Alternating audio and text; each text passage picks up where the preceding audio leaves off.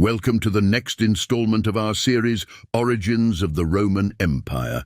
Today we're looking at the cultural differences between the ancient Greeks and Romans. Jupiter, Zeus, Pluto, Hades, Neptune, and Poseidon. We all know the Greek and Roman world of gods. Many of them are similar in appearance and function and only differ in a few points, such as the name. Nevertheless, the practices of religion were still very different from each other. In this episode, I would like to discuss the similarities and divergences between Roman and Greek cultures. This knowledge is fundamental for understanding the development of Italian culture. As we saw in the previous episode, the Italian tribes were significantly influenced by the Greeks, which influences remained and which disappeared. Before we start the actual investigation, it is important to mention the following. In this video, we look at the time before the Roman Empire existed. The Republic or Imperial period play no role in this episode. Without further ado, let us start with their similarities. Agriculture is highly relevant in both cultures. It's not just about food supplies. Beliefs, laws, and customs are closely linked to it. For example, the oldest Roman form of marriage, confarreatio, takes its name and ritual from grain cultivation. The ceremony involved the bride and groom sharing a cake of emma. The goddess of harvest and agriculture, Ceres or Demeter, ensured order within the marriage. There were other similarities, like when a new city was to be founded. It was customary to pull the plough as a symbol of a fruitful future. Furthermore, there are certain similarities in the units of measurement. The Roman unit jugerum is the area that can be ploughed by one ox or a team of oxen in a single day. The Greek unit strema, which comes from the unit modios, represented the area that could be sown with a bushel of wheat. Their units are partly the same. The Oscan Umbrian vorsus corresponds exactly with the Greek plethron. Now let's leave the agricultural comparisons aside and focus on other elements. The art had some initial similarities, such as the weapon dance or the mummers' play, but the art diverged far apart over time.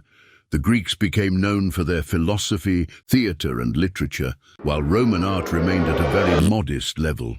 Their patriarchal systems have similar basic features. Men should live monogamously. Adultery on the part of women was severely punished.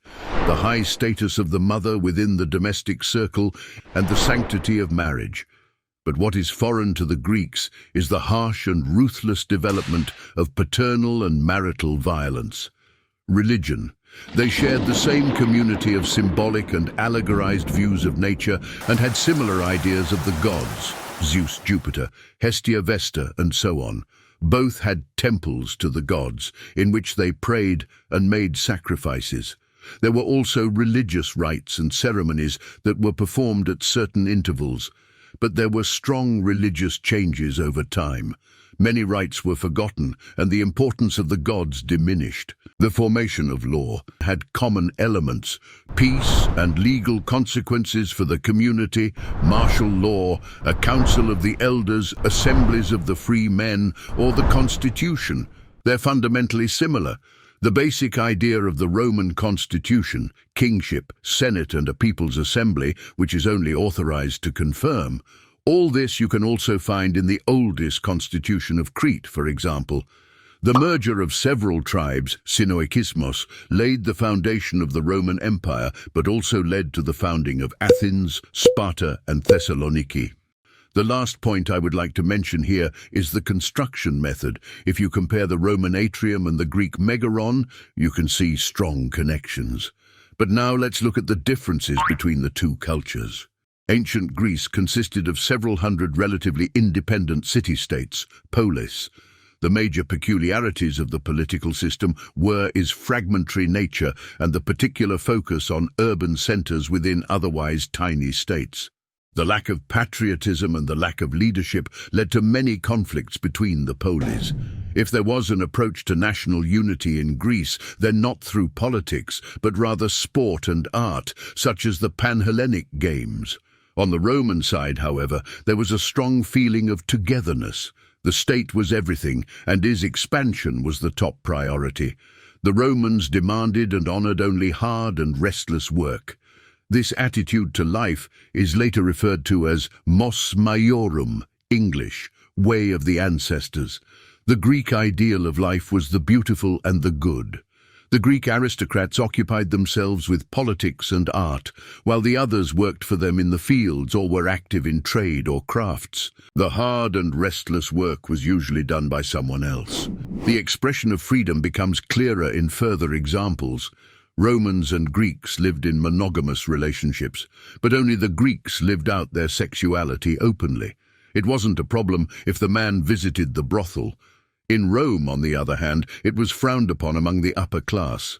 Sometimes aristocrats used back entrances or disguised themselves so that no one found out. The body were fully covered with fabric. Individuality was viewed critically. Men did not wear jewelry or colorful clothing because as a man you shouldn't seek for attention. The lack of individuality is also clearly visible in the naming. The family name, nomen, becomes the main name, the forename. Praenomen is subordinate to it. The last name, cognomen, is only used in later times. The Hellenes usually used only their forename. The family name was of secondary importance and was generally used to differentiate between people. Gods and religion. The Hellenic gods were humanized and sometimes got even denied. In the legends and myths they appear as physical objects, often as humans, and thus became concrete. They are also assigned to certain natural events. For example, lightning was associated with Zeus, and when the sky brightened after the thunderstorm, one looked into the blue eye of Athena. The Latin gods were abstract. The greater the abstraction, the higher the awe. Jupiter and Juno were the abstraction of masculinity and femininity. They were worshipped as the highest gods, whereas gods for birth, agriculture, sowing or marriage were of a lesser nature because they were more concrete. Little attention was paid to myths and legends. Roman gods could not marry and have children, nor did they wander through the mortal world. Their gods should not be humanized. Resume. Due to the strong sense of patriotism and strict subordination to the state, the Roman Empire was able to grow strongly and even could endure severe defeats. The individualism of the Greeks, on the other hand, led to many civil wars and internal disputes. Overall, it can be said that initially there were clear similarities, but the more time passed, the greater the differences became. In the next episode, we will look at the Latin tribes and their settlement areas. Why did the Latins settle in what is now Rome? You'll find out the answer next time. Your geek philosopher.